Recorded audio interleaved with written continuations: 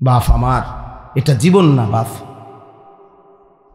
এটা জিন্দেগি না, এভাবে জীবন চলে না, এটাকে সুস্থ মানুষ বলে না, এটা জীবন না। আমাদের প্রত্যেককে আল্লাহ তাআলা, আমাদের মা আছে, বাবা আছে, বংশ আছে, আমাদের ধর্ম আছে, আমাদের আল্লাহ আছে, আমাদের রসুল আছে, আমাদের কোরআন আছে, আমাদের ইসলাম আছে, আমাদের জীবন ফালতু না, আমাদেরকে আল্লাহ অনর্থক বানায় নাই। বা সারা দিনে কোনো কাজ নাই, আল্লাহ নাই, রসুল নাই, নামাজ নাই, সেজদা নাই, খোদার কসম এটা মানুষের জিন্দিগি হইতে পারে না। এটা কুকুর বিড়ালের জীবন হইতে পারে, জন্তু জানোয়ারের জীবন হইতে পারে, ইনসানের জিন্দিগি, মানুষের জিন্দিগি আল্লাহ থেকে বিচ্ছিন্ন, আখিরাত থেকে বিচ্ছিন্ন যেই জীবন, এটা মানুষের জীবন নয়, জানোয়ারের জীবন, জানোয়ারের জীবন, জানোয়ারের জীবন, জানোয়ারের জীবন। মনে রেখো, উড়াই দিও তুমি, কোনো সমস্যা নাই, আমি বলে গেলাম, তুমি মনে করো হাসি দিয়া উড়াই দিলে অসুবিধা নাই, সবাই বদলায় যাবে, আমরা এই আশায় বলি না, বদলাবে তো আল্লাহর ফায়সালায়, আমরা বলে থাকি। আমরা তো জানি, এটা বিশ্বাস করি, আমার কোনো যোগ্যতা না, ফায়সালা তো আসমানে, কে ফিরবে, কে বদলাবে, কার জিন্দিগি সুন্দর হবে, এটা তো আল্লাহর সিদ্ধান্ত। কিন্তু এই জীবন, মানুষের জীবন যেটা, এটা সেজদাওয়ালা জীবন, বন্দিগিওয়ালা জীবন, আখিরাতওয়ালা জীবন। প্রিয় ভাই, কোরআন শরীফের আয়াত শুনেন, আপনারা বাবারাও শুনেন, আল্লাহ কোরআনে ডাইরেক্ট বলছে ফামাসালুহু কামাসালিল কালব, সরাসরি কোরআন শরীফের আয়াত। আল্লাহ বলছে বেঈমান নাফরমান তার উদাহরণ হলো কামাসালিল কালব, কুত্তার মতো। সরাসরি কোরআন। কালবুন অর্থ কুকুর, কুকুর, কুত্তা। জিজ্ঞেস করেন কোন আলেমকে, কোন মাদ্রাসা ছাত্ররা জিজ্ঞেস হে করবে, এটা জানে কালবুন অর্থ কুত্তা। আল্লাহ তাআলা কোরআনে বলছে নাফরমান, বেঈমান, সেজদাবিহীন, আমার গোলামি, আমার বন্দিগি যার মধ্যে নাই, ওই কুত্তার মতো, কুত্তার মতো, কুত্তার মতো বেটা, ওই মানুষের বাচ্চা না। আল্লাহ কোরআনে বলছে ইন তাহমিল আলাইহি আলহাস আও তাতরুকহু আলহাস। আল্লাহ বলছে কুকুরের স্বভাব কি? আল্লাহ নিজে বলছে পাইলেও জিহ্বা লম্বা করে, না পাইলেও জিহ্বা লম্বা করে। হ্যাঁ, নারী দেখলো অস্থির, না দেখলো অস্থির। এই দেখেন যে সমস্ত যুবক দিন রাত নারীর ছবি দেখে, এদের তৃপ্তি নাই। তৃপ্তি হইলে তো এতে একটা বন্ধ রাখতো, যে যাক আমি দেখতে শান্তি লাগছে, একটু তৃপ্তি হয়েছে, ঘুমাইয়া তৃপ্তি হয়েছে, ওরা আর ঘুমজানোর দরকার নাই, আবার রায় তুলে আবার ঘুমামু। তাহলে এটার তো একটা বোঝা গেল যে তৃপ্তি হয়েছে, তার ঘুমাইয়া মোটামুটি ফোসাইছে, এখন সে 8 ঘন্টা 10 ঘন্টা কাজ করবে, বুঝাই গেল। তো তৃপ্তি হইলে তো থামতো, সে তো থামে না, সে তো সারাক্ষণ পরপর পরপর সারা দিন রাত নারী ছবি দেখতেছে, উলঙ্গ দৃশ্যই দেখতেছে। বুঝা গেল সে দেখেও অতৃপ্ত, না দেখলেও অতৃপ্ত। এই জন্য তার স্বভাব, তার স্বভাব কুকুরের স্বভাব। মনে রাখিস বাবা, জানোয়ারের আখলাক এটা।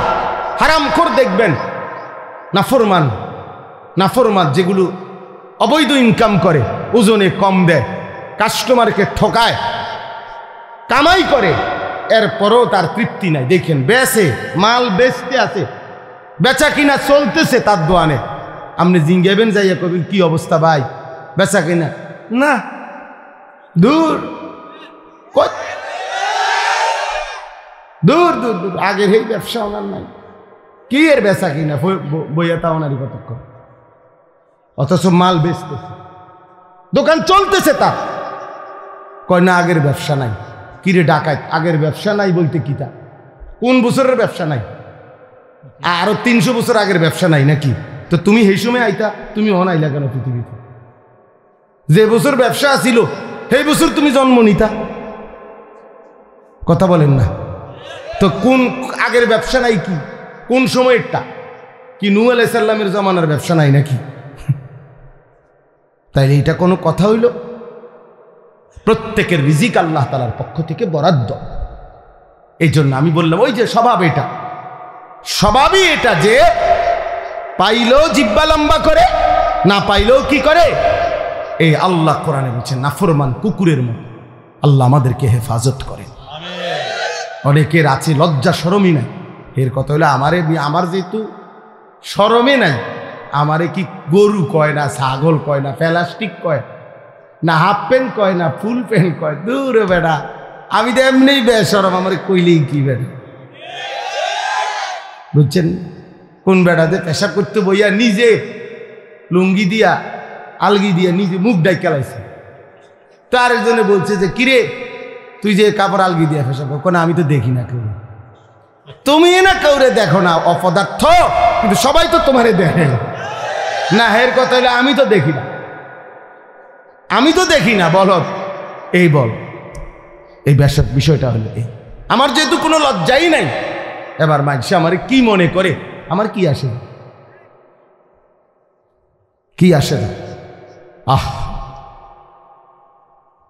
আয় হায়। এই জন্য প্রিয় বাপ, চলেন আমরা নওজোয়ান সাথী, তোমরাও বলি, আবারও বলছি, তোমাদেরকে এই কথাটাই বললাম, নিজের উপরে কদর করো বাবা। নিজের চরিত্র বড় সম্পদ।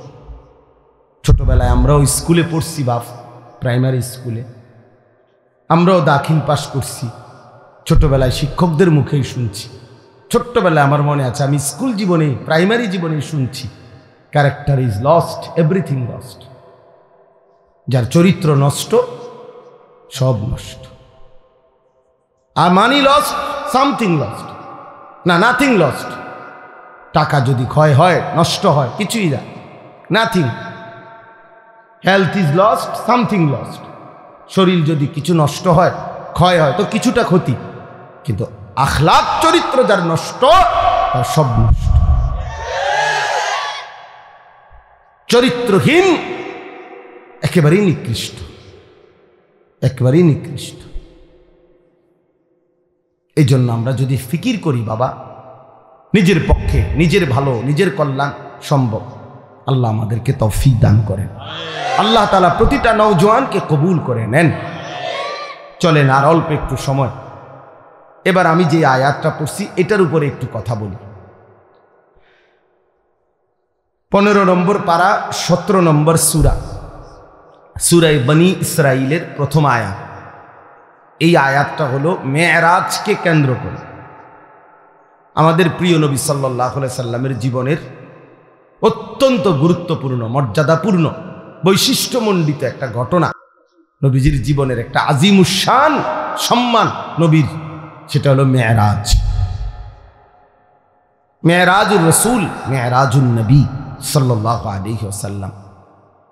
রাসূলুল্লাহ সাল্লাল্লাহু আলাইহি ওয়াসাল্লামকে আল্লাহ তাআলা নবুয়তের সময়ে জমিন থেকে 7 আসমানের ঊর্ধ্বে, কোটি কোটি গুণ ঊর্ধ্বে আল্লাহ তাআলা তার মহান আরশে আজিমের মধ্যে মেহমান করে নিয়েছিলেন। সেখানে আল্লাহ তাআলা নবীজির সাথে সাক্ষাৎ করেছেন, কথাবার্তা বলছেন, হাদিয়া দিছেন। সচক্ষে নবী আল্লাহকে সচক্ষে দেখছেন, আবার দুনিয়ার জমিনে ফেরত আসছেন। এই ঘটনাটাকেই বলা হয় কি? মেরাজ। মানে আমি সংক্ষেপে বললাম, আর এটাকে কি বলে? মেরাজ বলে। এটা আমাদের নবী সাল্লাল্লাহু আলাইহি সাল্লামের জীবনের আশ্চর্যতম, অবাক করা, বিস্ময়কর ঘটনা। এই ঘটনাটা আল্লাহ তাআলা এই আয়াতের মধ্যে এই ঘটনার প্রথম অংশ তুলে ধরছে। এই ঘটনাটা নবীজি সাল্লাল্লাহু আলাইহি সাল্লামের দুইভাবে হয়েছে। একটা হলো জমিন থেকে জমিন, আরেকটা হলো জমিন থেকে আসমান ঊর্ধ্বে।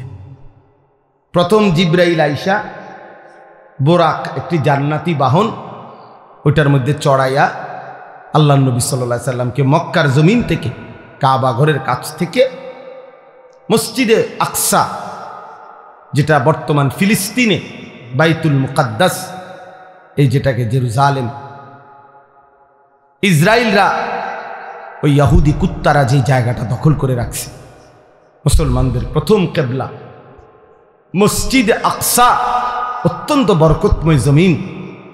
এই বরকতময় ভূমি, মসজিদ, ওইখান পর্যন্ত প্রথম জিব্রাইল নবীজিকে নিয়ে গেছে।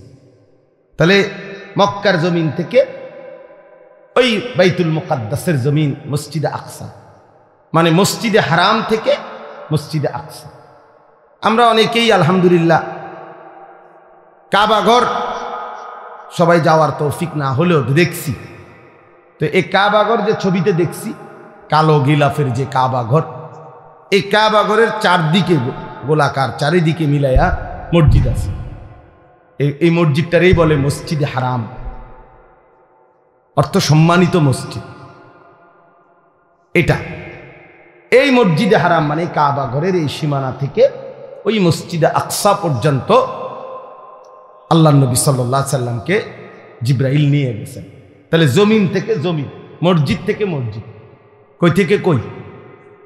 মসজিদ থেকে মসজিদ, অথবা জমিন থেকে কি জমিন। এটা হলো এই ভ্রমণের প্রথম অংশ মেরাজের।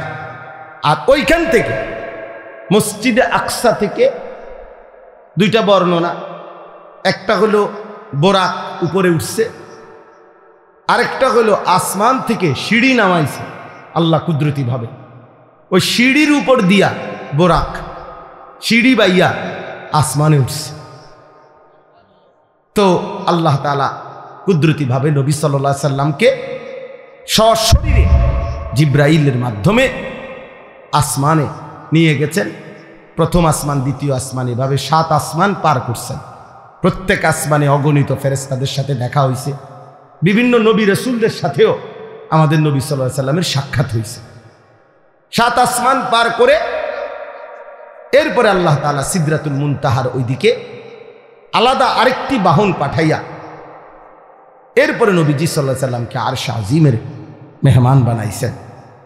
যেখানে নিয়ে গেছেন সর্বশেষ, সেখানে ইতিপূর্ব কেউ আর যায় নাই, আগামীর কিয়ামত পর্যন্ত আর কেউ যাবে না। তিনি একজনই ওই মর্যাদা পেয়েছেন, আল্লাহ তাআলা তাকে নিয়েছেন, তিনি একজনই, তিনি আমাদের রাসূল মুহাম্মদুর রাসূল সাল্লাল্লাহু আলাইহি ওয়াসাল্লাম। আল্লাহ তাআলা সর্বোচ্চ মর্যাদায়, আল্লাহর সৃষ্টির সর্বোচ্চ মাকামে আল্লাহ তাআলা নবীজিকে তুলেছেন। আরশ আজিমের উপরে নিয়ে আল্লাহ তাআলা নবী সাল্লাল্লাহু আলাইহি সাল্লামকে বুঝাইছেন যে বন্ধু, এবার শুধু আপনি সিরিয়ালটা বোঝেন, যে দেখেন এখন উপরে, আপনার উপরে আসি শুধু আমি আল্লাহ, এরপরে আপনি, এরপরে আমার গোটা সৃষ্টি আপনার কদমের নিচে, আরশ আজিমটাও আপনার কদমের নিচে। তাইলে এখন এবার স্তর বুঝতে কল, প্রথমে আমি আল্লাহ, তারপরে আপনি রাসূলুল্লাহ, তারপরে গোটা সৃষ্টি। এই মর্যাদার হিসাব। সর্বোচ্চ প্রথম মর্যাদাবান মহান আল্লাহ, আল্লাহর পরে রাসূলুল্লাহ, এরপরে বাকিরা, এরপরে বাকিরা। এই জায়গায় নিয়ে গেছে। কেন নিয়ে গেছে তো সেটা আমি বলতেছি। আগে ঘটনার যেই প্রথম অংশ, অর্থাৎ জমিন থেকে জমিন, মসজিদ থেকে মসজিদ, এই কথাটা আল্লাহ এখানে বলছেন। সুবহানাল্লাযী আসরা, পবিত্রময় সত্তা সেই মহান আল্লাহ, বড় বেশি পবিত্রতম, যিনি তার বান্দা প্রিয় রসুলকে নিয়ে গেছেন রাত্রিবেলা, মিনাল মসজিদিল হারামি ইলাল মসজিদিল আকসা, মসজিদে হারাম থেকে মসজিদে আকসা পর্যন্ত। কোন মসজিদ? মসজিদে আকসা। আল্লাহ বলেন আল্লাযী বারাকনা হাওলাহু, যেই মসজিদ, মসজিদে আকসা যার চতুর্দিকে আমি আল্লাহ রেখেছি অগণিত বরকত। লিনুরিয়াহু মিন আয়াতিনা, এক কথায় আল্লাহ উত্তর দিছে যে যদি বলো বান্দা আপনি আপনার রসুলকে কেন মেরাজ করাইলেন, কেন করাইলেন আপনি, তো আল্লাহ তাআলা নিজেই উত্তর দিছেন লিনুরিয়াহু মিন আয়াতিনা, আমি আল্লাহ তাআলার অসংখ্য অগণিত কুদরতের কোটি কোটি নিদর্শন জমিনে আসমানে আরশ পর্যন্ত আমার সমস্ত কুদরতের নিদর্শন বন্ধুকে সচক্ষে দেখাবার জন্য আমি নিয়ে গেছি। বন্ধুকে আমি অগণিত নিদর্শন দেখাইছি। আবার ওই মসজিদের কাছেও, মসজিদে আকসা, সেখানেও আমার কুদরতের অগণিত নিদর্শন আছে। মানে পুরা সফরটাতেই আমি আল্লাহ তাআলা আমার রসুলকে অগণিত নিদর্শন দেখিয়েছি, এই জন্য নিয়ে গেছি। ইন্নাহু হুয়াস সামিউল বাসীর। ঘটনা শুনে এই দেখেন আল্লাহ তাআলা বলেন, আমার রসুলের মেরাজের ঘটনা শুই না তোমরা কে কি মন্তব্য করছো, কে কি গ্রহণ করছো, কে কদ্দুর গ্রহণ করেছ, কে বর্জন করেছ, কে টিটকারি করছো, আমি সবটা আমি আল্লাহ শুনেছি, শুনতেছি, এবং আমি আল্লাহ সচক্ষে দেখি। আমি সামি, আমি শুনি, আমি বসির, আমি দেখি। এত বড় বন্ধুকে পেয়ে, এত বড় বন্ধুর মর্যাদা শুনে তোমরা ইমানদাররাই বা কি করলা, নাফরমানরাই বা কি করলা? আমি এটা শুনতেছি, আমি এটা দেখতেছি। অতএব প্রিয় বন্ধু, এবার শুনেন, পুরা লম্বা কাহিনী বলা আমার পক্ষে সম্ভব না। এত রাত আপনাদের ইমাম সাহেবরা নিজ নিজ মসজিদের মধ্যে এটা বলে, মোটামুটি এটা নিয়ে আলোচনা হয়। আমি ঘটনা পুরা শুনাইতে চাচ্ছি না, আমি শুধু 2-3টা ছোট্ট ছোট্ট কথা মেরাজের ঘটনার থেকে বলতে চাই। 1 নম্বর কথা হলো, রাসূলুল্লাহ সাল্লাল্লাহু আলাইহি সাল্লামকে আল্লাহ তাআলা এই মেরাজে কখন নিলেন? নবী সাল্লাল্লাহু আলাইহি সাল্লাম যখন আল্লাহর দ্বীন প্রচারের জন্য, দাওয়াতের জন্য মানুষের কাছে কালেমার দাওয়াত পৌঁছাইতে গিয়ে জুলুম, নির্যাতন, বেইজ্জতি, অপমান, এর চূড়ান্ত অপমানের শিকার হইছেন, জুলুমের শিকার হইছেন। এরপরে আল্লাহ তাআলা নবীকে তার সর্বোচ্চ মেহমান বানিয়ে মেরাজে নিয়ে গেছে। নবী সাল্লাল্লাহু আলাইহি সাল্লাম 10 বছর মক্কায় কালেমার দাওয়াত দিছেন। প্রতিদিন মক্কার কাফের কুরাইশরা দিবানিশি বিরোধিতা করছে, জুলুম করছে, নির্যাতন করছে, শারীরিক মানসিক সর্বদিকে। নবীর শরীরেও আঘাত করছে, মানসিকভাবে গালি গালাস, মন্দ সন্দ বলতো। নবীজি সাল্লাল্লাহু আলাইহি সাল্লাম কষ্ট পাইতেন, কখনো বলতো পাগল, গণক, জাদুকর ইত্যাদি ইত্যাদি। আল্লাহ নবী সাল্লাল্লাহু আলাইহি সাল্লাম একদিনের জন্য কারো বিরোধিতায়, কারো জুলুমে, নির্যাতনে, শত্রুতায় আল্লাহ নবী তার কালেমার দাওয়াত বন্ধ করে নাই। 10 বছর পরে নবীজির বয়স হয়েছে 50, মানে 40 বছর বয়সে শুরু হয়েছে। তাহলে আরো 10 বছর যদি মানুষকে আল্লাহর দিকে ডাকে তো কয় বছর হইল? 50। আর নবুয়তের বছর কত? 10। নবুয়তের সময় পার হইল কত? দাওয়াতের টাইম গেল কয় বছর? 10 বছর। এই 10 বছর পরে নবীজির বয়স যখন 50, তখন নবীজির 2 জন ঘনিষ্ঠ মানুষ ইন্তেকাল করছে।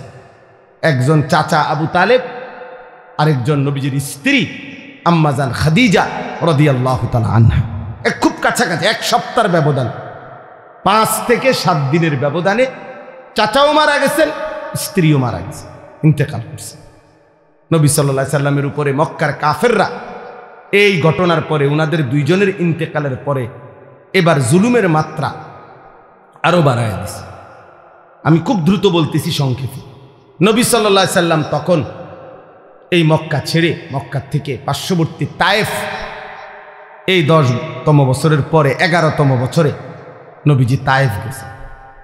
তায়েফে কালেমার দাওয়াত দিছেন দীর্ঘ 1.5 মাস পর্যন্ত, কিন্তু একটি লোক তায়েফের কালেমা গ্রহণ করে না, নবীজির কথাটাকে গ্রহণ করে না, বরঞ্চ সবাই দূর দূর করে তাড়ায় দিছে। এমনকি এই তায়েফের সর্দাররা তাদের ছেলেদেরকে, কিশোর ছেলেদেরকে লাগায় দিছে, এই লোকটা পাগল, নাউজুবিল্লাহ, যত মারো পাথর মেরে তারা বের করে। আল্লাহ নবী সাল্লাল্লাহু আলাইহি সাল্লামকে তায়েফের বাচ্চারা অজরে পাথর মারছে, সারা দেহ নবী সাল্লাল্লাহু আলাইহি সাল্লামের রক্ত ঝরছে।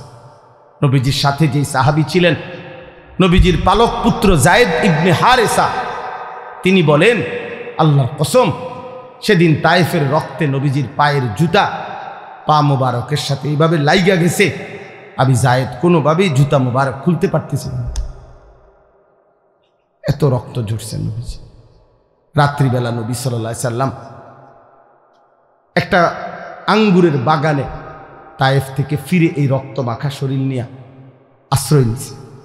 রাত গভীরে আল্লাহ নবী আমরা কিতাবে পড়ছি নবী সাল্লাল্লাহু আলাইহি সাল্লাম বড় খুব কাঁদছেন রাত্রে, ওই রাত্রে ভীষণ কাঁদছেন নবীজি, আল্লাহর কাছে কাইদা দোয়া করছে।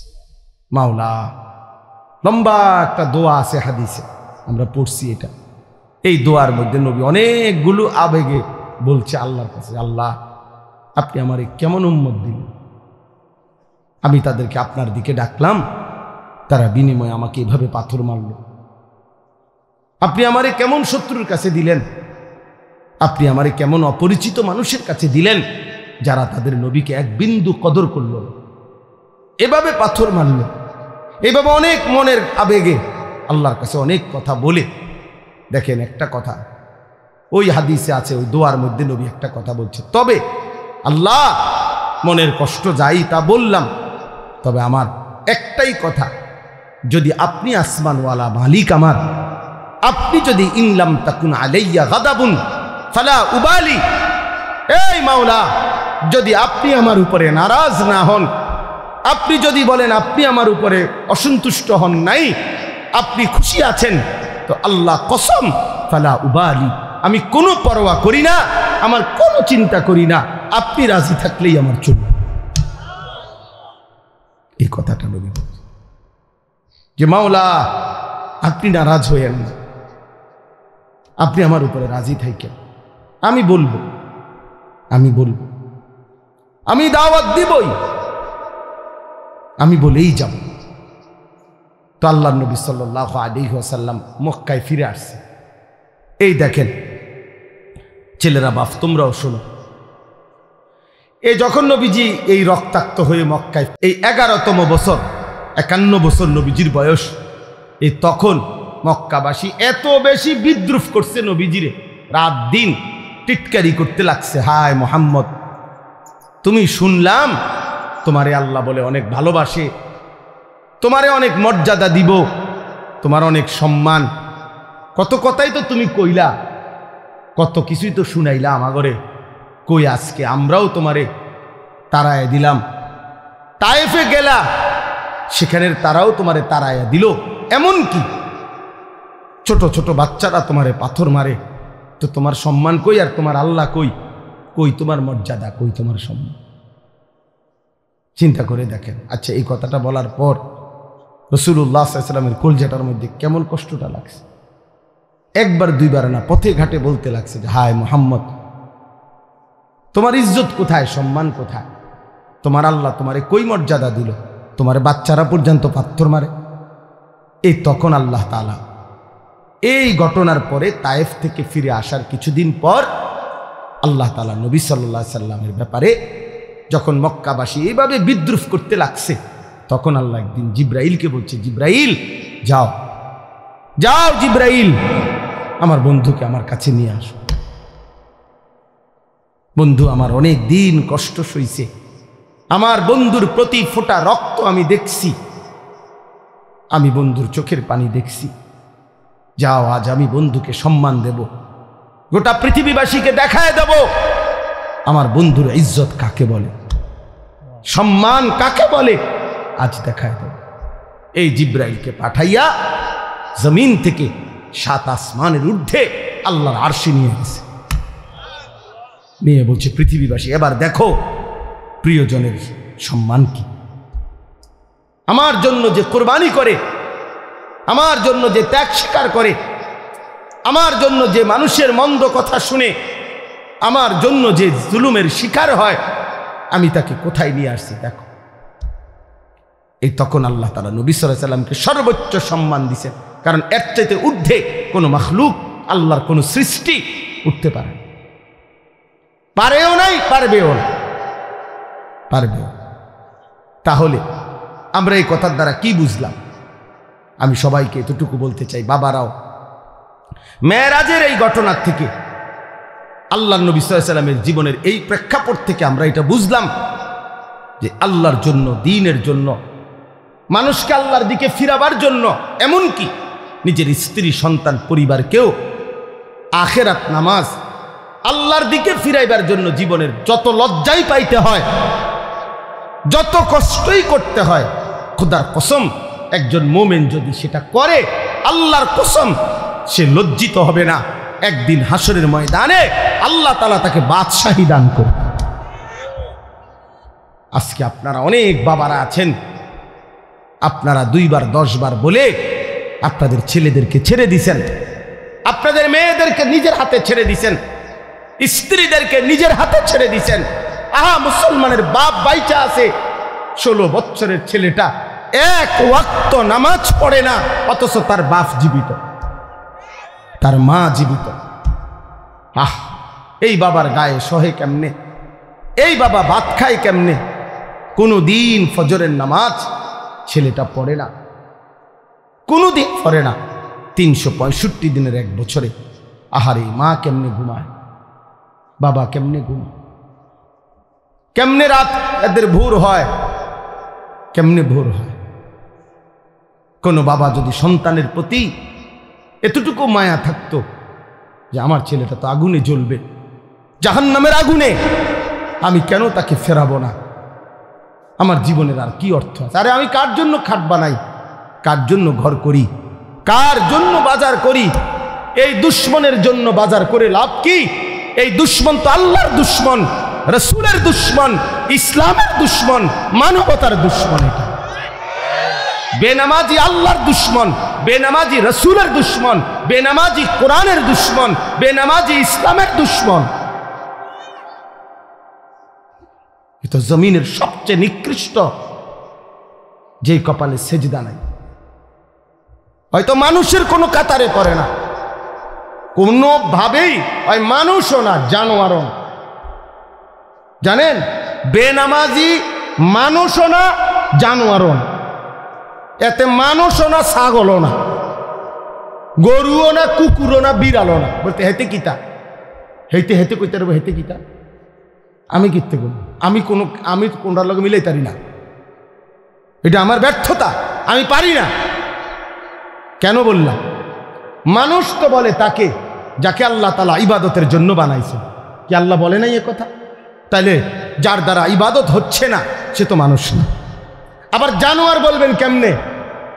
তারে আমনে যদি কুকুরও কন, কুত্তাও তো প্রতিবাদ করবে আল্লাহর কাছে যে আল্লাহ আমনে আমারে তো সেজদা দিতে কন নাই। আল্লাহ কি কুকুরকে সেজদা দিতে বলছে? তা আল্লাহকে সে বলবে, কুত্তা বলবে আল্লাহ আরে কুত্তার মতো কইলো কেন, আমারে আমার লগে তুলনা দিল কেন? বেনামাজি রে, আমারে তো আমনে সেজদা দিতে বলেন নাই, ওরে বলছেন তো আমার লগে মিলল কই? ওরে বলার পরে সে দেয় না, আমারে তো বলেন নাই, আমি সেজদা দিব কেন? আর আমার না দেওয়াটা দোষ না, আমারে তো আপনি আদেশ করেননি। কিন্তু এই জানোয়াররে তো সেজদা দিতে বলছিলেন আল্লাহ, এই জানোয়ার দেয় না কেন? এই জন্য মনে রাখো বাত আর বেড়ি সাউন আর মোবাইল দেখো আর বন্ধুদের আড্ডা মারো, আহা শয়তান তোমাগরে কাম ধরায় দিছে। শুধু চুল ফিরাইবা, মাসে মাসে চুলের ডিজাইন বদলাবা, প্যান্টের ডিজাইন বদলাবা। আহ, এই শরীর, এই স্বাস্থ্য, যৌবন, পাউডার এবং একটু সাজগোজ, ডিজাইন, ফ্যাশন, এতটুকুর পিছনেই এমন সুন্দর সময় হায়াত শেষ করে দিলাম। কিসের পিছনে শেষ করলা বাবা? কিসের পিছনে? প্রিয় ভাই বলো, কেউ কারো দিকে বললো না, তুমি হেতেরে কইও না। একজন আরেকজনরে বললে পারতা না, হাসি দিয়ে আমার কথা উড়াই দিও না, হাসি দিয়া উড়াই দিও না বাপ। একদিন দেখবা, একদিন মনে রাখো এমন হবে তোমারে কেউ ডাকবে না, কেউ ডাকবে। আজ তো কেউ বলে কম বেশ, আজ তো কিছু ওয়াজ মাহফিল হয় পৃথিবীর অগণিত দেশে, পৃথিবীর অধিকাংশ দেশেই এমন বাংলাদেশের এই সুন্দর ওয়াজ মাহফিলের এই নিজাম পৃথিবীর বহু দেশে, কোনো দেশে, অধিকাংশ দেশেই নাই। আমাদের তো তক বলার একটা কি আছে, নিজাম, সিস্টেম আছে, চলমান একটা রেওয়াজ আছে যে আমাদের দেশে এরকম সারাদিন গায়ে খাইটা মেহনত কইরাও মানুষ আবার মাগরিবের পরে রাত 12টা-1টা পর্যন্ত ওয়াজ শুনে, এর দুটো আছে এখনো। একদিন দেখবেন এটাও নেই, একদিন এটাও নেই। দুশ্মন প্রতিদিন ষড়যন্ত্র করছে কিভাবে মুসলমানের প্রজন্মকে আলেম ওলামা ইসলাম। আহা, একটা এরকম অনেক ছেলে আছে জীবনে কোনোদিন কোরআন শরীফটা হাতেও ধরে নেয়, সে কইতেও পারতো না কোনোদিন এই কোরআন একটা পৃষ্ঠার মধ্যে, কিন্তু সেই ছেলেটা দেখেন কত ঘন্টা দেখেন গিয়ে মোবাইল চালাইছে। 60 বছর বয়স, 40 বছর বয়স, জীবনে কোনোদিন একটা কোরআনের পৃষ্ঠা একটা লাইন সাইয়া সাইয়াও শুদ্ধ পড়তে পারে না। আহারে দুর্ভাগ্য রে। আহ, আমার খুব আশ্চর্য মনে হয়, কাঁদি যে হায় রে মুসলমান, এত বোকা কেমনে হইলা রে বাপ, কেমনে হইলা? মুসলমানের ঘরে জন্ম নিয়ে কোনোদিন আল্লাহর কোরআন পড়তেও মন চাইল না, ছুঁয়ে দেখতেও মন চাইল না। এটা কি তাবিজের কিতাব? কথা বলেন না। কোরআন শরীফ তাবিজের কিতাব। তাবিজ তো হয় দোহানের মধ্যে হুজুরদের কাছে আইয়ে, তাবিজ হুজুর এটা তাবিজ লিখে দেন দোকানে ঝুলাইলে যাতে বিপদ আপদ থেকে বাঁচে, বেচা কিনা ভালো হয়, তাবিজ দিত। কাস্টমার বেচার মানে কামাই রই, হাবড়া আমি তাবিজ দিমু, হাবড়ার দোয়ানে বেচা কিনা ভালো হইবে, এরপরে এই কামাই রোজগারি দিয়ে হাবড়ার বেডি বাজারে বাজারে ঘুরবে, হাবড়ার ফুতে মোবাইলে টাকা ঢুকাইয়া উলঙ্গ ছবি দেখবে, আর ওনার ঘরে রঙ্গিন টেলিভিশনে নর্তকী নাচবে, আর আমি তাবিজ দেব।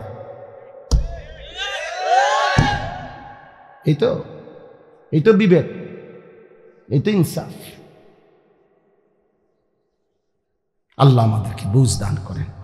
আমার কথা শেষ, আমার মূল বক্তব্য, অনেক উদাহরণ মেরাজের ঘটনা থেকে অনেক কিছু বোঝানো যায়।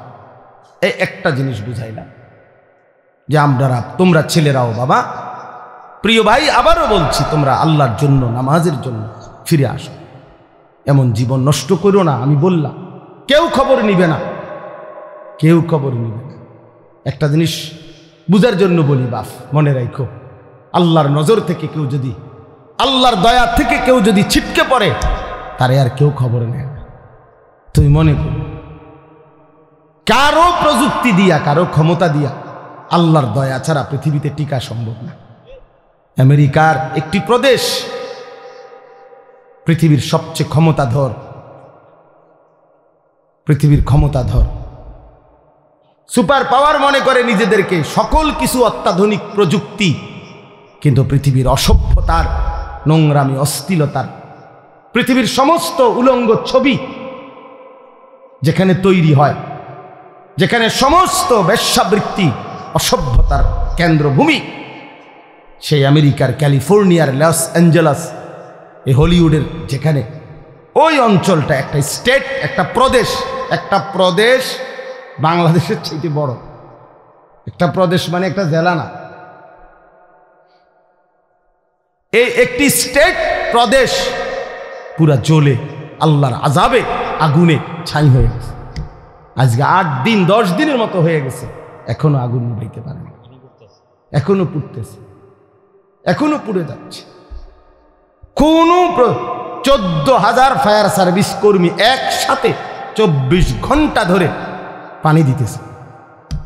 পৃথিবীর সকল দেশের আশেপাশে, যার দেশে যত রকমের আগুন নিবানোর অত্যাধুনিক প্রযুক্তি আছে, সবাই পাঠাইছে, উপর থেকে বিমানের মাধ্যমে, নিচে, এবং আরো আশ্চর্য হলো সাগরের পারে ওই স্টেট, গোটা সাগরের পানি শুকায় লাইতেছে, মাগার আগুন নিবেন।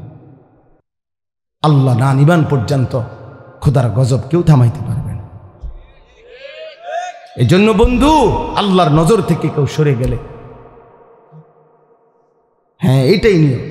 16 বছর আমরা দেখছি প্রত্যেকটা অঞ্চলে অঞ্চলে, গলিতে গলিতে জালেমের দম্ভ। আজকে যখন আল্লাহর নজর আল্লাহ সরায় নিছে, আর এই ছোট্ট কিশোর নওজোয়ানদের হাতে পরাজিত হয়ে ফ্যাসিস্ট জালেম যখন পলাইছে, কই তার এই লাখ লাখ অনুসারীদের একটা নিঃশ্বাসও ফেলে না এখন। কই অহন কই ফুস্টা রেডি কই, হ্যাঁ ব্যানার কই, ফেস্টুন কই, কই অন কই, কিরে বেটা কই এইভাবে হারায় গেল না। হাইসো না, সবক নাও, সবক নাও বাবা। আমি রাজনীতির মানুষ না, আমার উদ্দেশ্য এই কথা বুঝানো। কই 16 বছরে তো মনে হইছে বাংলাদেশের 1 ইঞ্চি জায়গা তাদের হাত থেকে বাহিরে না, সবটা আগলাইয়া রাখছে। কোন কই? তার মানে আল্লাহ যখন কাউকে বেইজ্জতি করে তখন জগতে আর তার কোনো নাম নিশানা থাকে না, নাম নিশানা থাকে। তোমরা মনে রাখো, আমার এই শেষ কথা, আল্লাহ তোমারে ভালো রাখলেই তুমি ভালো, আল্লাহ ভালো না রাখলে বাপ কেউ তোমারে ভালো রাখতে পারবে। তুমি আল্লাহরে কষ্ট দিও না, আল্লাহরে এত বেশি নারাজ কইরো না রে বাপ। আল্লাহকে লম্বা সময় ভুলতে নাই, কোরআন শরীফে আছে, এটা বারবার বলছে আল্লাহ।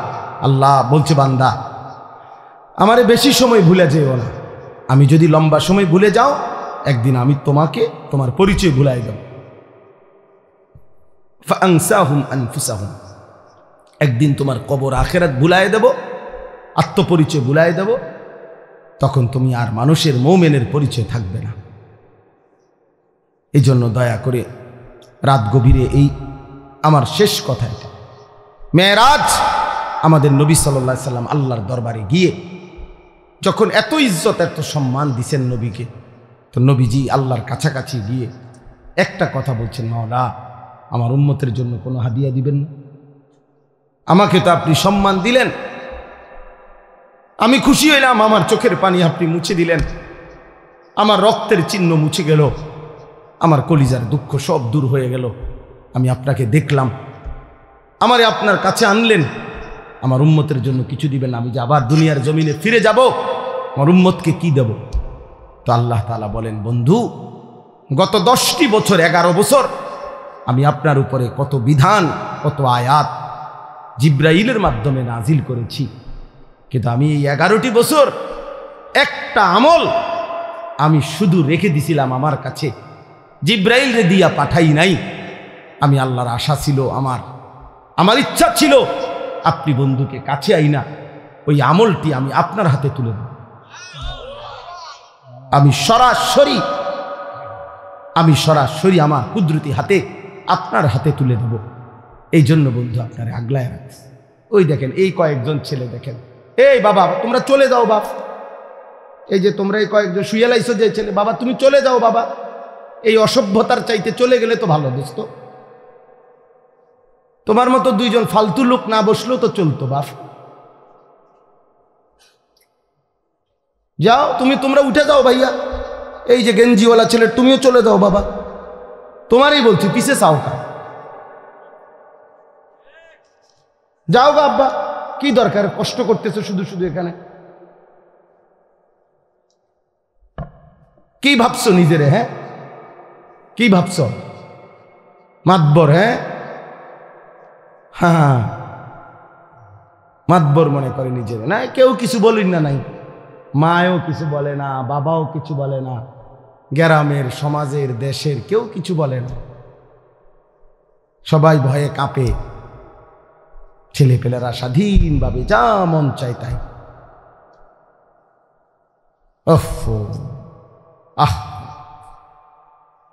বিবেকহীন হলে কেমন যা হয়। আমি ছাড়তে রাজি না বাপ, তুমি জানো না আমার খাসিয়ত, আমারে আর কেউ দেখছো না তোমরা, আমি এতক্ষণ নাহলে কষ্ট করলাম কেন? প্রথমে যে বুট হাওয়া বন্ধ করেন, মোবাইল বন্ধ করেন, পিছনের গড়ে বলছি আগলায় আসেন, কিল্লেগা আমার মাকসাদ শুধু একটা হইলো, আমার সিহুলি আমি কইয়া গেলাম, কেউ ঠ্যাঙালগি দিয়ে রয়েছে না, হত্যা রয়েছে না, সিট্টিয়া রয়েছে, আমার এত কানের দরকার কি? আমার ওয়াজে না দরকার, আমার টিয়া আনা দরকার, আমার সময় না পার করা দরকার। আল্লাহর কসম আমি এই মাকসাদে বয়ান করি না, আমি ফিকির নিয়ে আলাদা, আমার একটা মানসিকতা আছে, আমি পরিবর্তনের আশায় কথা বলি।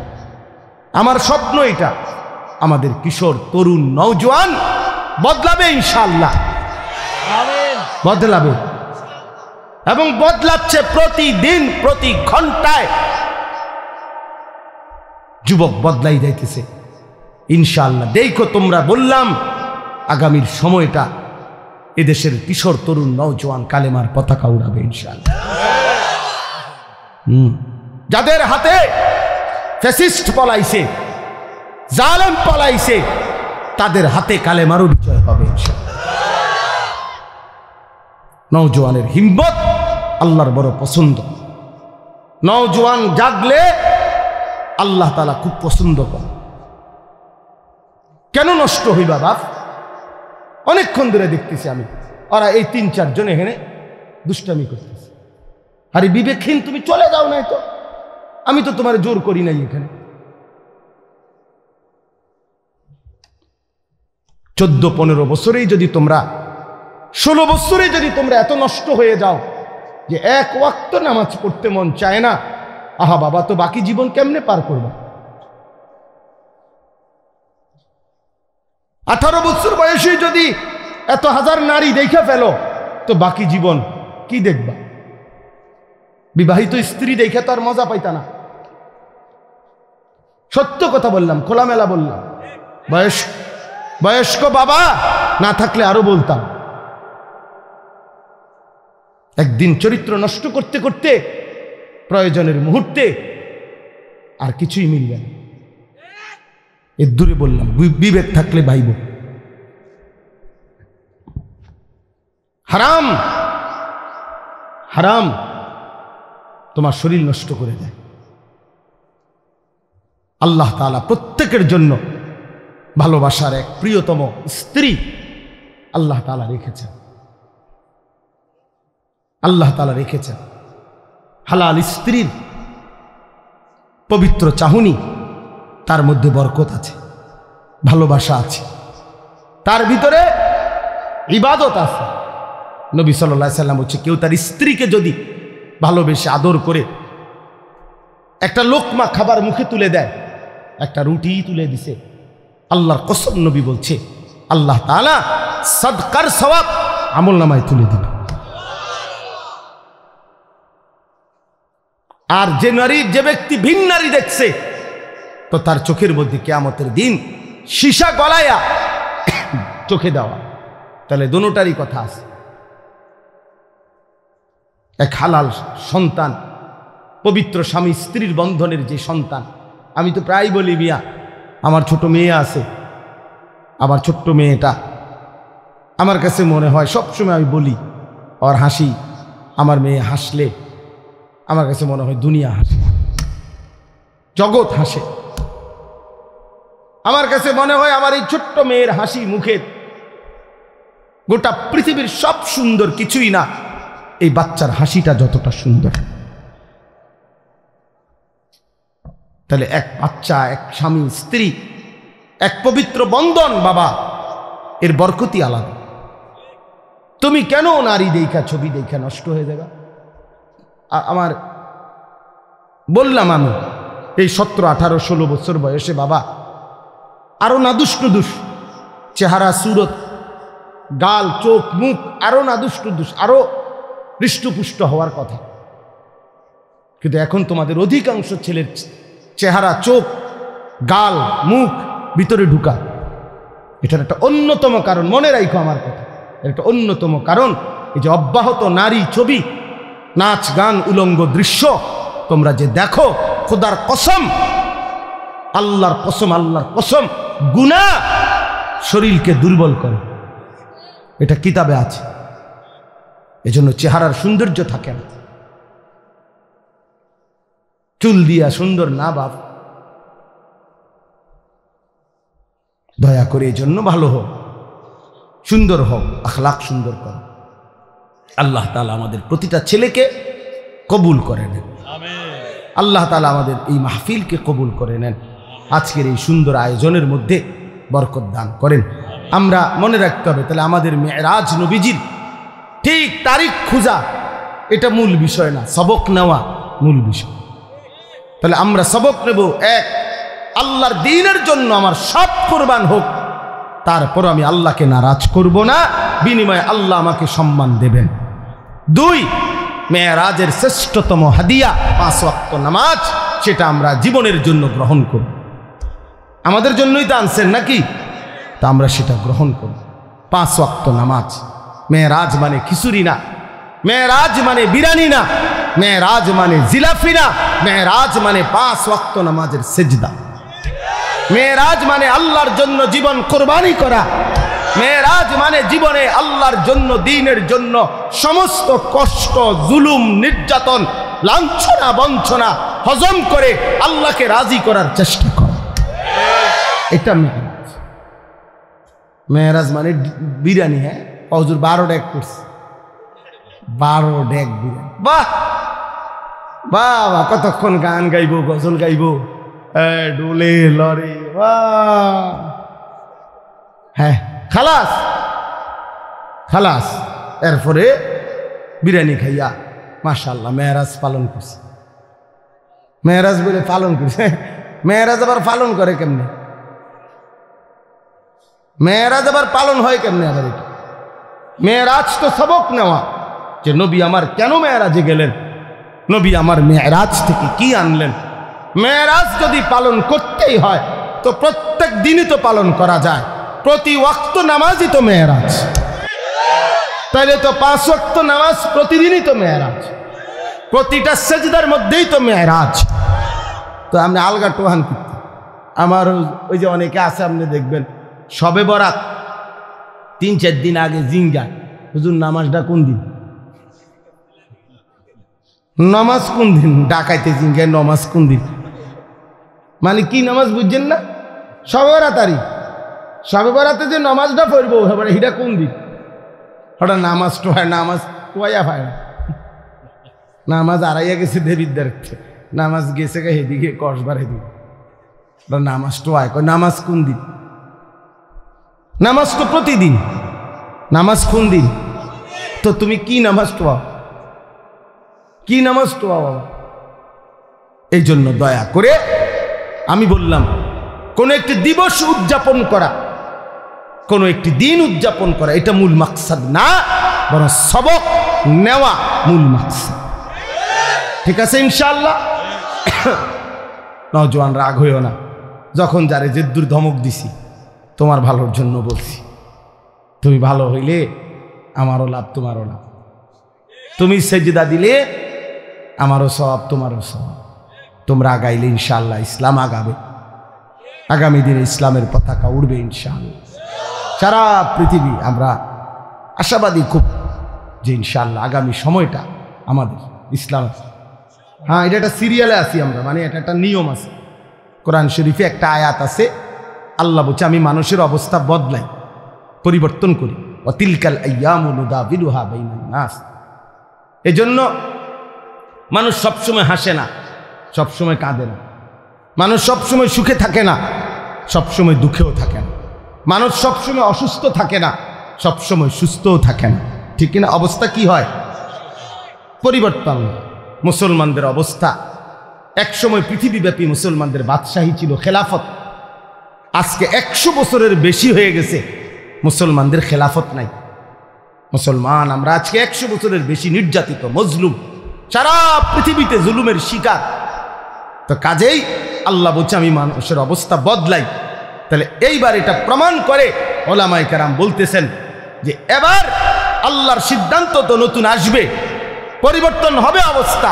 তাহলে একসময় আমাদের হাতে রাজত্ব ছিল, মাঝখানে অনেক দিন আমরা রাজত্ব হারা, ঘর হারা, আমরা মজলুম, জুলুমের শিকার, নির্যাতনের শিকার, জমিনে ইমানদারের রক্তে জমিন ভাসছে বহুদিন। ইনশাআল্লাহ এইবার সিরিয়ালে নতুন করে আল্লাহর সিদ্ধান্ত যেদিনে আসে সেদিনই ইসলামের বিজয় হবে। মনে রেখো, আল্লাহ তাআলা আমাদেরকে আজ 16 জানুয়ারি 2025 রোজ বৃহস্পতিবার কুমিল্লা জেলা দেবিদ্বার উপজেলাধীন গোপালপুর সোনামিয়া মাস্টার বাড়ি মসজিদের উদ্যোগে আজকের এই ৪র্থতম বার্ষিক ওয়াজ ও দোয়ার মাহফিলে আল্লাহ তাআলাই আমাদেরকে আসবার, বসবার, আল্লাহর জন্যই জমা হওয়ার তৌফিক দান করেছেন। এজন্য আমরা সকলেই বলি আলহামদুলিল্লাহ। নওজোয়ান ভাই, তোমরা সবাই মিলে আরেকটু জমে বসো, এই যে ফাঁকা জায়গাটা পূরণ করে। প্রিয় ভাই সামনে আসো, ভালো হবে। সবাই কাছাকাছি হয়ে বসো, কম দেখা যাক লোক, এতে সমস্যা নেই আমার। শ্রোতার সংখ্যা নিয়ে বিষয়।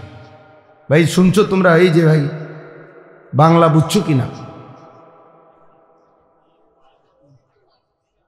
আগায় আসে। ভাই দেখো অনেকে অন্যরে ধাক্কায়, নিজে আসে না। আহা ভাই, এটা অভদ্রতা, এটা হাসির বিষয়। এটা তো আমরা দুষ্টমি করছি না। আসেন সবাই আগায় বসে, সুন্দর করে বসে।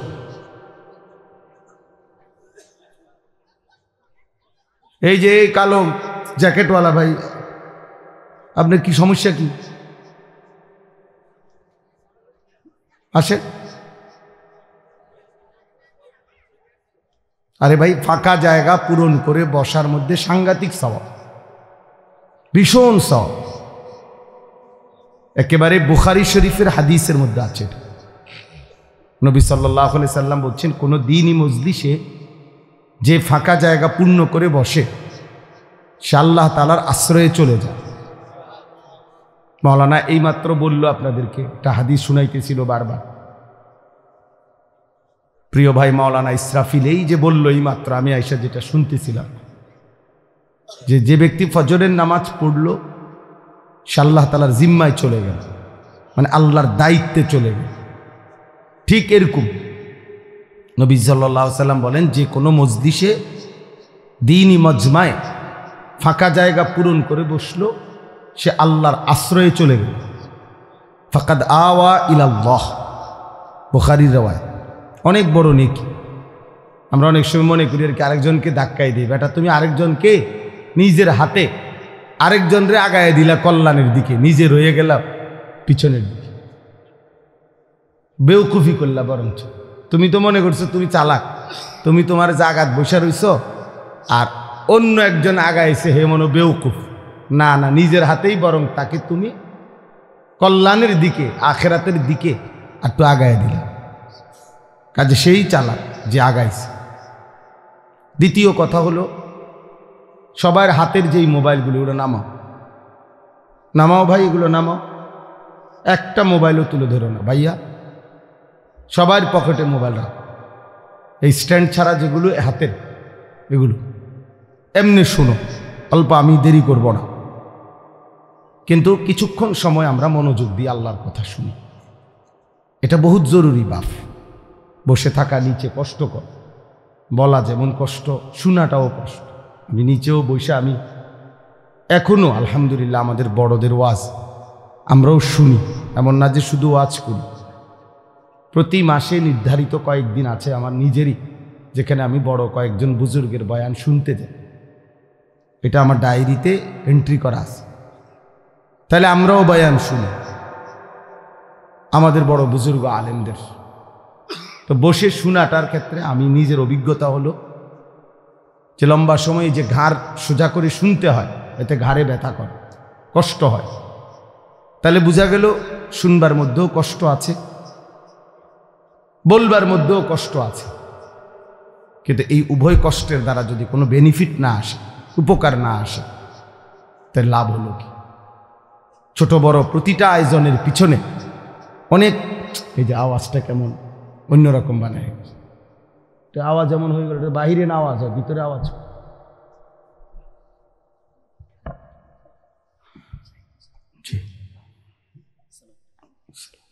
এই কারণে এটা জরুরি বাপ, মনোযোগ থাকা দরকার। এক কথা হলো আমি শুনবো না, ঠিক আছে চলে গেল। আরেকটা হলো না, আমি বসছিলাম আল্লাহর কথা শুনবার উদ্দেশ্যে, তাইলে মনোযোগ দিলে ভালো। আর যদি শুনতে মন না চায়, চলে গিয়ে ঘুমায় গেলে আরো ভালো, সমস্যা নেই। কিন্তু মাঝখানে গাফলতি করা, এটা প্রিয় ভাই উচিত না। আল্লাহর কোরআনের প্রতি সামান্যতম অবজ্ঞা অনেক বড় অপরাধ, অনেক বড় পাপ। কোরআন শরীফে আছে, ওমান আযলামু মিম্মান যুক্কিরা বিআয়াতি রাব্বিহি সুম্মা আ'রাযা আনহা। যে ব্যক্তি আল্লাহর কথা তার কানে শুনবার পরেও সে তার থেকে বিমুখ, অমনোযোগী, আল্লাহ তাআলা কোরআনে বলছে তার চাইতে বড় জালেম আর কেউ না। সরাসরি কোরআন শরীফ। এই জন্য বললাম 3 নম্বর আর একটা কথা হলো, ভিতরে বৈশা বুট বাদামও খাওয়া যাবে। এই ছোট বড় তোমরা বাচ্চারা কেউ বুট খায়, এটাও শিখো ভাই, ছোট হোক তোমারও শিখা দরকার। এক মুসলমান হিসেবে আমাদের এটা সবার বোঝা উচিত যে আল্লাহর কথা যখন হচ্ছে তখন আমি বসে বসে বুট খাইলাম, আবার আল্লাহর কথাও শুনলাম, এটা আদব কিনা, আখলাক কিনা। একটা প্রাইমারি স্কুলও তো ক্লাস 1-এর বাচ্চা, একেবারে পিচ্চি বাচ্চাও তো যখন শিক্ষক ক্লাস করে তখন তো সে বুট বাদাম খায় না। বুট বাদামের জন্য তো আলাদা বিরতি দেওয়া হয়। টিফিন আওয়ারে ক্লাসের আগে পিছে সে হয়তো কিছু খায়, কিন্তু ক্লাস চলাকালীন তো সে বুট বাদাম খায় না। কোনো টিচার খাইতে দিব তা আমি দেবো কেন? ইনসাফ কি বলে বলেন? আমি কেন দিব? কোরআনুল কারীম কি বাংলা বইয়ের চাইতে দামি না? অঙ্ক ইংরেজি বইয়ের চাইতে দামি না? তাইলে এই জন্য বললাম কম হোক, কিন্তু মনোযোগ দিলে দিলে কথা ঢোকে, ফায়দা হয়। কলসটা ট্যাপ বরাবর, কল বরাবর মুখোমুখি ঠিক মতো দিলে অল্প চাপেই পানি পুড়ে যায়, কিন্তু একটু ডান বাম করে রাখলে পরে ঠিক আছে, অনেক দেরি হয় অথবা অপচয় হয় বেশি। আর যদি কলস বালতি একটু সরাইয়ে রাখে তাহলে সারা পৃথিবীর সব পানি ঢাললেও কলস আর পুড়বে না। তো বক্তা তো আসছে একেবারে মনে করেন 5 জন 10 জন বড় হুজুর আসছে, কিন্তু আমি তো কলস রাখছি সাইডে, বালতি রাখছি আমি সাইডে, মানে আমি মনোযোগ দেই নাই, আমি নিজে কোনো মানসিকতাই নাই আমার আল্লাহর কথার দ্বারা আমার পরিবর্তনের। তাহলে কি হবে বাপ? লাভ কি হলো? প্রত্যেকেই যদি যার যার জায়গায় এটা সিদ্ধান্ত নেই যে আমি যেমনি আছি এমনি, বাবুরে হুজুররা বললে বলুন, শোনার দরকার শুনছি, অনেক মানুষ গেছে দেখে আমিও গেছি। এই হাদিসে আছে, মনোযোগ দিয়ে শোনেন কথাটা। হাদিসে স্পষ্ট, আমি নিজে পড়াইছি, যে ব্যক্তি নাফরমান পাপী সে কবরের 3টি প্রশ্নের জবাব দিতে পারবে না। তো তৃতীয় যে প্রশ্নটা, এই তৃতীয় প্রশ্নের ব্যাপারে ফেরেশতা তাকে জিজ্ঞেস করবে যে এই যে ইনি যাকে তোমাদের কাছে পাঠানো হয়েছিল তার ব্যাপারে তোমার বক্তব্য কি, তুমি কি জানো? তিনি বলবেন, ওই নাফরমান বলবেন আমি কিছুই জানি না। তবে এই স্পষ্ট হাদিসে আছে, ওই নাফরমান বলবে, লোকে শুনতাম ওনাকে বলতো উনি নাকি নবী,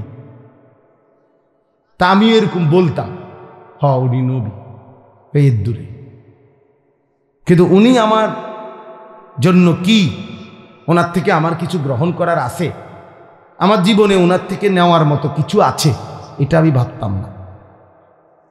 আল্লাহর কসম, তখন আল্লাহ তাআলা বলবে নাফরমান এই বান্দাকে কবরের মধ্যেই জাহান্নামের পোশাক পরিয়ে দাও, জাহান্নামের বিছানা বিছায় দাও, আর জাহান্নাম বরাবর দরজা এই নাফরমানের দরজায় কবর থেকে খুলে দাও। তাহলে এই যে লোকে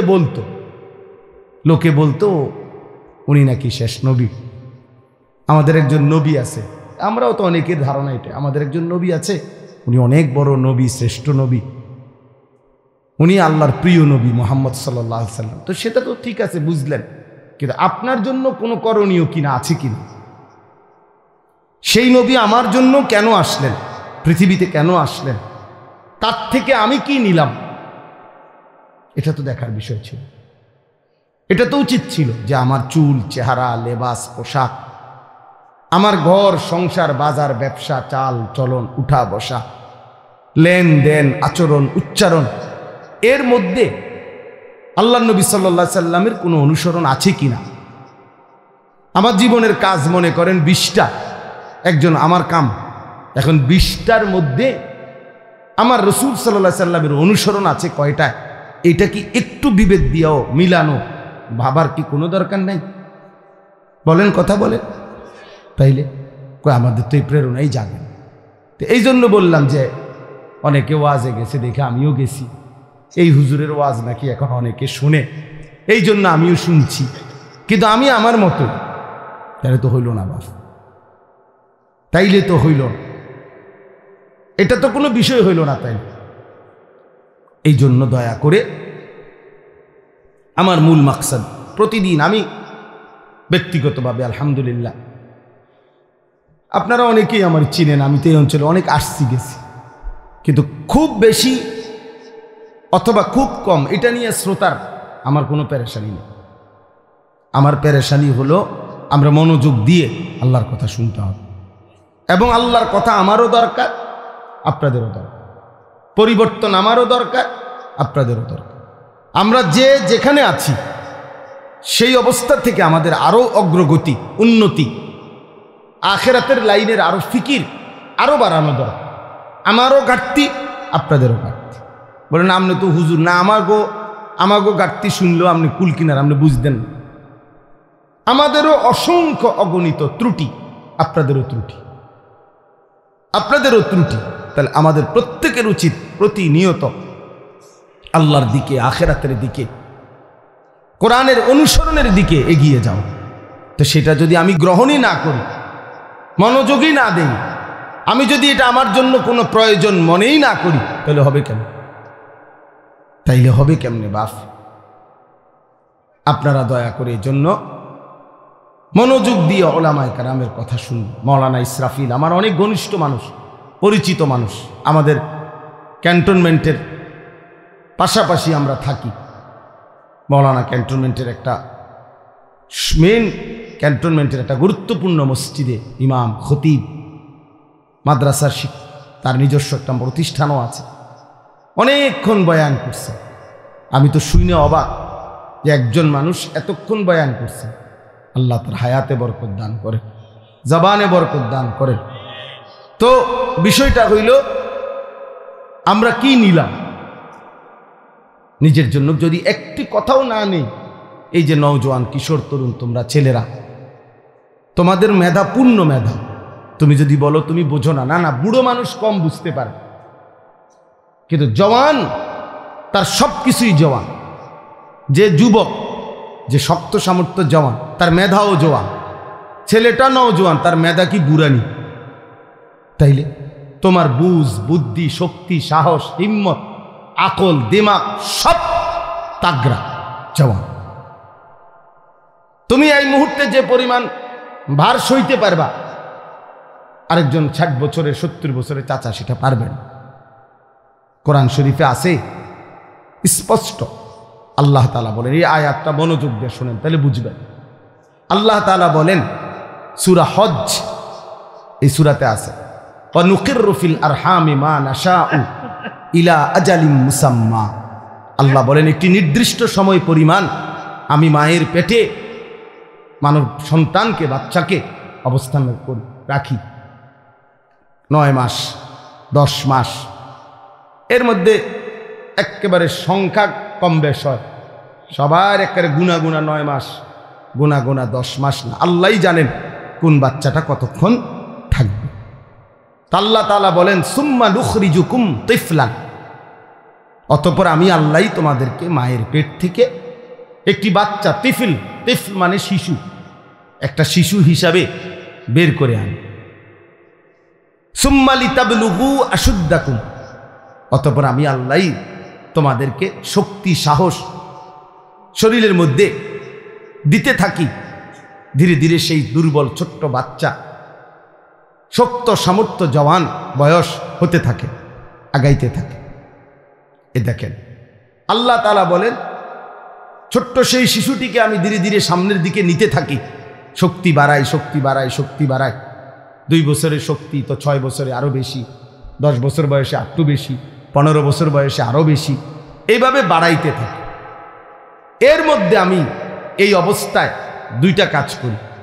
একটা হলো অমিনকুম মান ইউতাওয়াফা মিন ক্বাবল, অমিনকুম মান ইউতাওয়াফা, কাউকে এই বয়স আগাইতে আগাইতে মাঝপথে মৃত্যু দিয়ে দিই।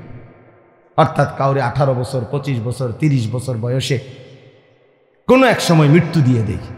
আর কাউকে কাউকে অমিনকুম মান ইউরাদ্দু ইলা আরজালিল উমর, এই কথাটা খেয়াল করেন। এবং কাউকে কাউকে আমি ইচ্ছে করে একেবারে চূড়ান্ত শেষ বয়স, একেবারে বৃদ্ধ আমি আল্লাহ তাআলা পৌঁছাই। কেমন বৃদ্ধ বানাই? এই যে উদ্দেশ্যে আমার কথাটা আয়াতের মধ্যে আছে, শেষ কথাটা, লিকাইলা ইয়ালামা মিন বাদি ইলমিন শাইআ। এই ভাই দেখো, আল্লাহ বলে আমি একজন মানুষকে সর্বোচ্চ বুড়া বানাইয়া এমন পর্যায়ে নিয়ে যাই যে এক পর্যায়ে এসে তার অবস্থা এমন হয়, ইতিপূর্বে যত জ্ঞান তার ছিল এই পর্যায়ে আইসা আর তার কোনো জ্ঞানই থাকে না। কোনো জ্ঞান আর কি এরকম মাজুর হয়ে যায় 90 বছর 95 বছর। ওই যে হে তুমি পারতা না ভাই, আমি বললাম এই খামখেয়ালি করো না বাজান, এই মোবাইল তোমার ঘরে শেষ করে দিস। আহা, এই অসভ্য জিন্দিগি ভাইয়া, অসভ্য জিন্দিগি, এটা নির্লজ্জ জিন্দিগি। মনে রাখো, হায়া শরমহীন জীবন। যে কিছু ছেলের আছে তোমরা মানে কোনো কিছুতে যে, আরে মানুষের তো সামান্য ভদ্রতা থাকে না, কোনো ভদ্রতা নাই। মানে বাবা দেখুক, নাইলে দাদা দেখুক, নাইলে আলেম, নাইলে আল্লাহওয়ালা, অথবা গ্রামের মুরব্বী, যে ইচ্ছা সেই দেখুক, তার চোখের ন্যূনতম লজ্জা লাগে না, না আমার মোবাইল আমি দেখব। এখন এই যে মানসিকতা বাপ, এটা বড় নিকৃষ্ট মানুষ। মানুষের সামান্যতম কি থাকতে হয়? লজ্জা শরম থাকতে হয়। মানুষ জন্তু জানোয়ার না, মানুষ ইনসান। ইনসানকে আল্লাহ তাআলা শরাফত দিয়ে বানিয়েছেন, ইনসানকে আল্লাহ তাআলা মর্যাদা দিয়েছেন। ইনসানের ভিতরে আল্লাহ তাআলা দেখেন, পৃথিবীর সমস্ত প্রাণী তার লজ্জাস্থান আলাদা ঢাকবার আলাদা কোনো আচ্ছাদন কাপড় নাই। সে তার নিজের শরীরের অংশ দিয়েই, লেজ দিয়া, রান দিয়া, 2 রানের মাঝখানে রেখে, অথবা লেজ দিয়ে নিজের লজ্জাস্থান ঢাকে অন্য প্রাণী। কিন্তু মানুষকে আল্লাহ তাআলা মর্যাদা দিয়েছেন। এজন্য আল্লাহ তাআলা মানুষের দেহে আলাদা শরীর কাপড় দিয়েছেন, যেন সে তার ইজ্জত, সে তার লজ্জা ঢেকে রাখে। তার মানে মানুষের বিশেষত্বটা আলাদা ভাইয়া, আলাদা। তুমি একজনকে বলি না, সবাইকে বুঝাচ্ছি। এতটুকু আকল না থাকলে যে আমার এলাকা এটা, আমার গ্রাম, আমার গ্রামে আমার চাচা আছে, দাদা আছে, নানা আছে, আমাদের গ্রামে আলেম ওলামা আছে, শিক্ষক আছে, বয়স্ক মানুষ আছে, কেউ দেখলে কি মনে করো? কিছুই মনে করো না তোমরা ছেলেরা। তুমি মনে করতেছো রাত দিন 24 ঘন্টা মোবাইলটার প্রতি তোমার নজর, এটার মধ্যেই তুমি তৃপ্তি। না রে বাপ, তোমার যদি একেবারে আমার কথা একদিন হলো, 1 মিনিট বন্ধু অন্ধকারে অথবা একাকী, তুমি আমার কথাটা ভাইবো, আমার কথাটা ফেলে দিও। তোমার ব্রেন যদি সামান্য থাকে, আকল থাকে, তুমি কাজে লাগাইও যে এটা আসলে স্বাভাবিক কিনা। একজন মানুষ কতক্ষণ মোবাইল দেখা উচিত? নারী, ছবি, নাচ, গান অথবা ভালো কিছুই, কিন্তু সারাদিন এই এক একজনের এক গাছ, ছবি, বালা, এগুলা যেটাই হোক, কতক্ষণ দেখা উচিত? একজন মানুষ কি পৃথিবীতে আমরা শুধু এই জন্যই আসছি? কোনোভাবেই তোমাদেরকে, অনেক ছেলে তোমরা মোবাইল থেকে আলাদা হতেই চাচ্ছ না। কেন ভাইয়া? পৃথিবীতে কি এর চাইতে আর কোনো প্রযুক্তি পৃথিবীতে ছিল না?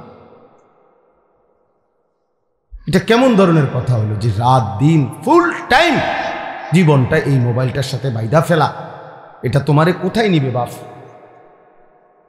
কোথায় নিবে? সারা জীবন ডাক্তাররা বলছে বাচ্চা যদি দৌড়ঝাঁপ না দেয়, কিছুটা খেলাধুলা না করে, তাহলে বাচ্চা শরীর স্বাভাবিক থাকে না। কই তোমরা তো এখন খেলাধুলাও বন্ধ করে দিছ। আগে তো কোনায় কোনায় দেখতাম বাচ্চারা, ছেলেরা, নওজোয়ানরা কিছু খেলতো, ক্রিকেট খেলতো, ফুটবল খেলতো। আমরা তো ছোটবেলায় কত কিসিমের খেলা খেলছি আলহামদুলিল্লাহ। আলু ক্ষেতের আলু উঠাইছে, জুরজুরা মানে মাটি, আলু ক্ষেতের হাড্ডুডু খেলে উড়ে এলাইছি। আমি তো মনে আছে ছোটবেলায় পুরা গ্রাম চুক্তি, ওই যে লুকাইতো একজন বিভিন্ন জায়গায় খুঁজা বাইর করা, দৌড়ে দৌড়ে যে কে, মানে আমরা কে কোথায় লুকাইছে তারে টোহাইয়া বাইর করা।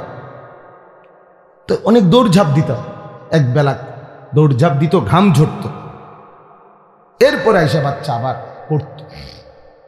এখন তো তোমরা সারাটা দিন এই একটা চোখ, মানুষের একটি জিনিস সারাক্ষণ এটার পিছনে, এই মোবাইলের পিছনে ব্যয় করা, ভাইয়া কোথায় নিয়ে যাবে চোখটা? তুমি ডাক্তারকে জিজ্ঞেস করো, বিবেককে জিজ্ঞেস করো বাপ। এত ফালতু মানুষের জীবন হয় না। ন্যূনতম যদি লক্ষ্য উদ্দেশ্য কারো না থাকে, সে মানুষ কোথায়? কি পাগল ছাগল না গরু ছাগল? সারাদিন ঘাস চাবানো। আল্লাহ তোমাদেরকে বিবেক দান করেন। আমাদের কথা আমরা বললাম ভাই, পাত্তা না দিলে কোনো সমস্যা নেই। তোমার ফতে তুমি, আমার ফতে আমি, কারোর লেগে কেউ আটকায় না। এটা মনে রাখো বা, হাসলেও পৃথিবী, কাঁদলেও পৃথিবী শেষ হয়ে যায়। কারো জন্য পৃথিবী, কারো জন্য কেউ আটকায় না। সবাই কোনো না কোনোভাবে দুনিয়া পার করে ফেলে, একভাবে না একভাবে শেষ হয়ে যাবেই। কিন্তু কবরে গেলে কষ্ট হবে, আখেরাতে কষ্ট হবে না। দুনিয়ার সবচেয়ে সুখী ব্যক্তিরও শেষ হয়ে যাবে, দুনিয়ার সবচেয়ে দুঃখী ব্যক্তিরও শেষ হয়ে যাবে, কিন্তু আখেরাত আল্লাহর কসম শেষ হবে। সুখেরও শেষ নাই, দুঃখেরও শেষ নাই। লা ইউফাত্তারু আনহুম, আল্লাহ বলছে এক সেকেন্ডের জন্য বিরতি দেয়া, এক সেকেন্ডের কোনো বিরতি মিলবে না। কোরআনুল কারীম আল্লাহ বারবার বলছে খালিদিনা ফিহা আবাদা, জান্নাত চিরস্থায়ী, জাহান্নামও চিরস্থায়ী। চিরস্থায়ী, খালিদিনা ফিহা। এই জন্য দোস্ত আমার, বাবা আমার, সবাই মিলে আত্মসমালোচনা, নিজের উপলব্ধি করা যায়। যাই হোক, তো আমি যে কথাটা শেষ করতেছিলাম, যে লিকাইলা ইয়ালামা মিন বাদি ইলমিন শাইআ, আল্লাহ তাআলা বলেন মানুষকে আমি বৃদ্ধ বানাইতে বানাইতে এমন বুড়া বানাই, একটা পর্যায়ে আইসা তার আর বিগত জীবনের কোনো এলেম, কোনো জ্ঞান কিচ্ছু আর থাকে না, কিচ্ছু আর থাকে না। একটা পর্যায়ে আর সে কিছুই বলতে পারে না। বাইচা আছে ঠিক আছে, কিন্তু কোনো সৌধবোধ নাই, কিছুই নেই। এটাই জীবন। আমার আপন মা, মা আমার 70 বছরের উপরে বয়স হবে, মা আমার জীবিত আছে, আমি সেই মায়ের সন্তান। ক্লাস 4 পড়ুয়া আমার আম্মা, 4র্থ শ্রেণী পর্যন্ত পড়ছে স্কুলে ছোটবেলায়। এরপরে মার বিয়ে হয়েছে, ক্লাস 5-এ উঠছে আর মার বিয়ে হয়ে গেছে।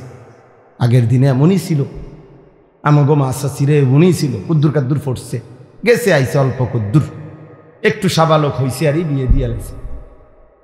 এই মা বিগত পুরাটা জীবন, মা আমরা 8 জন ভাই বোনকে দিন শিখাবার জন্য মার অবদান বেশি। মা আমাদেরকে গোটাটা সংসার আগলায় রাখছে, আমাদের পড়ালেখার খরচ আব্বার থেকে নিয়ে সবাইকে আমাদেরকে লালন পালন করছে। আমাদের আরো 2টা ভাই মারা গেছে, মার ছোট 2 সন্তান জন্মের কিছুদিন পর পরই মারা গেছে। তাহলে ওই 2 ভাইকেও তো মা গর্ভে ধারণ করছে, তাহলে 10 জন। আমরা বেঁচে আছি আলহামদুলিল্লাহ 8 জন, আর 2 জন কি ছোট্ট থাকতেই মারা গেছে। তাহলে 10 জন সন্তান মা গর্ভে ধারণ করছে। তাইলে এই মা, আমি দেখতাম কত কিছু ভাই বোনদের সব মায়ে বুঝাইতো, কিন্তু এখন আইসা আমার আম্মা বয়স বাইচা আছে ঠিক, একটি শব্দ কিছু বোঝেন, কিছু বল। নামাজ, মা নামাজ পড়েন, আহা মা রে, আমি আমার সারাটা জীবন আমি বুঝের পরে দেখছি মা একবার সকালবেলা বসে রয়েছে মুসল্লা, মা কি গো উঠতেন না? বাজি আমার তো চাষতের নামাজ রয়েছে, আমার তো এশরাকের নামাজ রয়েছে, তাহাজ্জুদের নামাজ, আউয়াবিনের নামাজ, কদ্দুর পর পর ওজিফা, ওই যে আগে যে ছোট ছোট মা চাচিরা পড়তো, ওজিফানি কইতো এগুলারে, ছোট ছোট বই, কোরআন শরীফ সূরা, নির্দিষ্ট সূরাওয়ালা, এগুলো পড়তো, দুরূদ শরীফ পড়তো, তসবিহ পড়তো, 1000 দানার তসবিহ ছিল মা, এগুলো দেখতাম বইয়ে বইয়ে পড়তো। এখন মা কিছুই কইতার না, জি গেলে কথা কয় কহ কিতা, মানে কিচ্ছু বোঝে না মা। তো সেই মা আমি যাকে দেখছি ভাব, তাহলে একটা বয়সে আইসা এখন মা বেঁচে আছে ঠিক, কিন্তু মার আর সেই জ্ঞান, ব্রেন আর কাজ করে। তো আমার বলার উদ্দেশ্য হলো, মানুষ তো আইসা মানুষের বুদ্ধিমত্তা আকল দিমাগ কমতে পারে, কিন্তু তোমরা যারা নওজোয়ান তোমাদের তো বাবা বোঝা উচিত যে এই মুহূর্তে তো তোমাদের সব কিছু সচল। তোমার হাত যেমন মজবুত, তোমার ব্রেনও তো মজবুত, তোমার বিবেকও তো মজবুত, তোমার পুরাটা শরীরটাও তো মজবুত। তোমরা যারা 17-18 বছরের ছেলে, তোমাদের তো এখন 100 মাইল দৌড়াইলেও কষ্ট হওয়ার কথা না বাপ। আমি ওই যে মৌলানা অনেকক্ষণ ওয়াজ করছে, আমার আয়সা বলছে, আমি মনে মনে বলতেছি সে যদি শুনতো। হ্যাঁ, আমি এক টানা সোনাকান্দা মাদ্রাসায় চাকরি করতাম, 11 বছর চাকরি করছি। ওই সময় আমি 2.5 ঘন্টা, বিশ্বাস করেন একবার আল্লাহর সাক্ষী রেখা বলি, 2.5 ঘন্টা পায়ে হাইটা মাহফিলে গেছি, ঘড়ি ধরা 4 ঘন্টা বয়ান করছি, না খাইয়া আবার 2.5 ঘন্টা হাইটা মাদ্রাসায় আইসা রাত্রে ঘুমাইছি। এই তো সেদিনের কথা। কি হয়েছে? কিচ্ছু মনে হয়েছে না, গায়ে টেরও পাইছি না, কিচ্ছু মনে হয়েছে না। এটা 4 ঘন্টা আমি আগে, এখন আমি আস্তে আস্তে কথা বলি, এখন অনেক হালকা আওয়াজে কথা বলি। আমি আমার গলা 2 বার অপারেশন হয়েছে, 2 বার আমার গলা অপারেশন করা। তো কিন্তু আমি এক সময়, আমার আগে যারা মাহফিল ওয়া বয়ান শুনছে আরো 10 বছর আগে, 15 বছর আগে, 10 বছর আগে, এরা জানে আলহামদুলিল্লাহ। মানে আমি পুরা 4 ঘন্টাই চিল্লাইছি, তখন এত জোরে কথা বলতাম, কিচ্ছু মনে হইতো না। তাইলে প্রিয় ভাই আমার, একটা সময় মানুষের যৌবনের পূর্ণ টাইম। আমি এই জন্য অনুরোধ করছি, তোমরা ছেলেরা, বাবা, প্রিয় বন্ধু, প্রিয় সন্তান, তুমি তোমার ব্যাপারে ভাইবে, নিজেকে নিয়ে ভাববে। তোমার বন্ধু তোমারে নিয়ে ভাববে না, সে তোমার সাথে তামসা করবে। তোমারে নিয়ে আলাদা, সে তোমারই নিয়ে ভাববে না, সে তো নিজেকে নিয়েই ভাবে না, তোমারে নিয়ে কি ভাববে? সে তো চেষ্টাই করবে তোমারে নাচ গান, অসৎ ছবি, এই তাফালিং, এই লাফাল দিয়ে। এখন আমি এক সিএনজি পাম্পে গ্যাস নিবার জন্য দাঁড়াইছে আমার গাড়ি, 5-6টা ছেলে আসছে মোটরসাইকেল নিয়ে, মনে তেল নিব। বিশ্বাস করেন, এখানে না, আমাদের কুমিল্লা পোদ্দার বাজারের কাছে। আজীব লাগলো আমার কাছে, তাকাইয়ে রইলাম ফলাফান্ডি। মানে আইসা পড়ছে ফিলিং স্টেশনে, তেল লইব তো তোরা দাঁড়াইবি না। এইটার হর্ন, এটারে মানে এত বিকট আওয়াজ, এটার ধরে রাখছে, হর্ন বাজাইতে আছে। এটা একটা পাগল, মানে তার যদি ছিঁড়ে যায়, এগুলা নাকি কি খুললে ফেলে। কি করলো আমারে একজনে বুঝাইলো, মানে হর্নটা এত বিকট কেন, বললো যে কি যেন এটার ভিতরে থেকে খুললে ফেললে এটার আওয়াজটা আরো বাইরে যায় আর কি। এই তাহলে এইটা, এই যে মাতাল, তুই এটা করলিটা কি বাবা? এটার কি অর্থ আছে যে তুই এত জোরে এখানে হরন দিবার কি আছে? তুই তো দাঁড়াইছো, তুই তেল নিবা, তুই তো তুমি এটার হরন, মানে এটা হের কাছে ভালো লাগবে। হাসের এক দেখের থাপ্পড় মারের, ঠ্যাং দিয়ে দেখলাম লাত্তি মারের। বিশ্বাস কর, মানে আমার কাছে মনে হচ্ছে একটা চিড়িয়াখানার জানোয়ার, চিড়িয়াখানার জানোয়ার ছাড়া আর কিচ্ছু নাই। কি রে বেটা, তোরা মানুষের বাচ্চা হইলে এমন করস কা? এইতে এইতে লাতিদের থাপ্পড় মারের, কে হাসের, কেউ কি দেখে কিনা, আর কোনো মানুষ আছে কিনা ডানে বামে, এতটুকু আকল দিন। এটা সিরিয়ালে আসি আমরা এখন, আমরা এখন সিরিয়ালে, বিজয়ের সিরিয়ালে, আলহামদুলিল্লাহ আমরা এখন বিজয়ের সিরিয়ালে আছি।